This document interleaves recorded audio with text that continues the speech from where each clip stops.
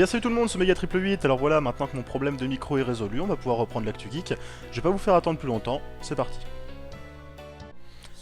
Et donc cette semaine, dans la rubrique jeux vidéo, on va se pencher un petit peu sur la nouvelle extension de World of Warcraft. Alors celle-ci a été dévoilée durant la Gamescom et semble déjà être très prometteuse. Alors en effet, World of Warcraft Légion annonce le retour d'Illidan et Sargeras, le grand méchant de cette aventure. Une nouvelle région sera disponible, les îles brisées, une nouvelle classe ainsi que la limite de niveau repoussée à 110. Un nouveau système d'honneur pour le PvP, l'apparition des armes prodigieuses, et bien sûr de nouveaux donjons et de nouveaux raids. Donc on va voir ça un petit peu plus en détail. Donc on va commencer avec les armes. Alors il est maintenant possible de les customiser de différentes façons, hein, démoniaques, flamboyantes, saintes, etc. Et ces améliorations pourront se faire après avoir effectué des quêtes de classe. Alors pour cela, vous allez devoir rejoindre des bastions afin de protéger Azeroth, et en cas de succès, vous pourrez donc augmenter le niveau de votre arme prodigieuse.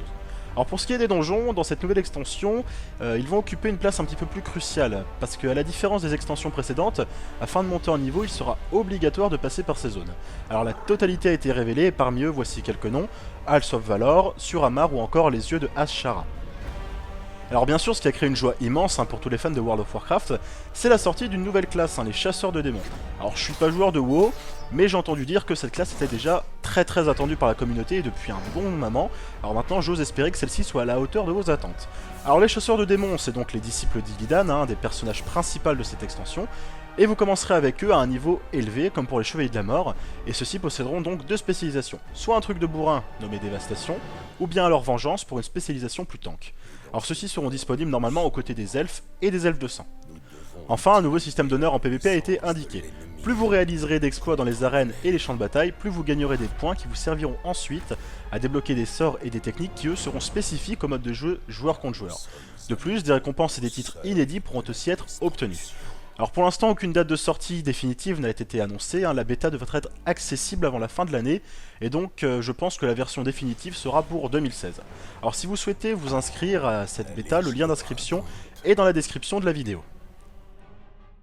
Et de retour.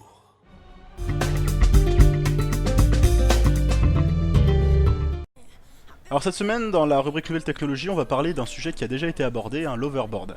Alors en effet, ce skateboard en lévitation de Retour vers le futur refait une nouvelle fois la une.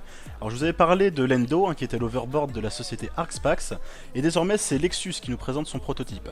Alors Lexus, c'est le premier producteur de véhicules hybrides, et il s'est en effet penché sur l'intérêt que pouvait susciter l'overboard, et le résultat est plutôt intéressant.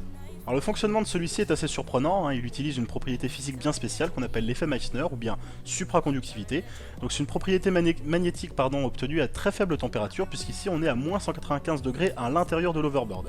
Alors cette température elle est obtenue grâce à l'azote liquide, ce qui explique la fumée que vous pouvez voir sortir de l'overboard.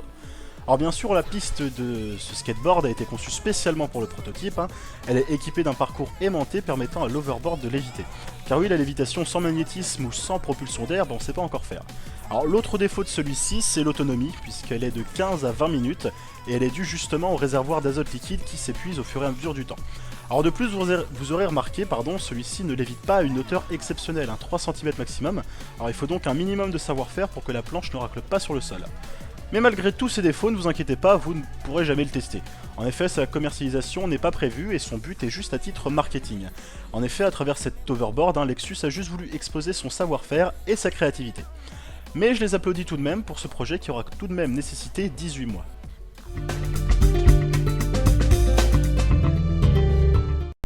Et oui, un petit coup de gueule cette semaine à propos de ce qui est arrivé à Hitchbot, le robot autostoppeur.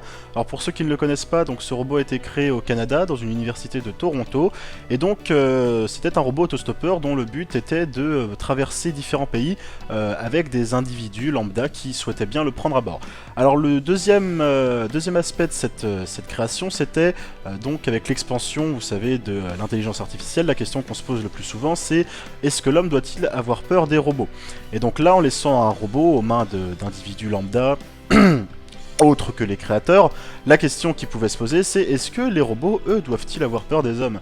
Et la réponse semble être visiblement oui, puisque malgré les voyages qui se sont bien passés en Europe et au Canada, il n'a duré que 2 semaines en Amérique parce que quelqu'un l'a démembré, et ça, je trouve ça dommage, parce que c'était une expérience qui pouvait mener à quelque chose de sympathique.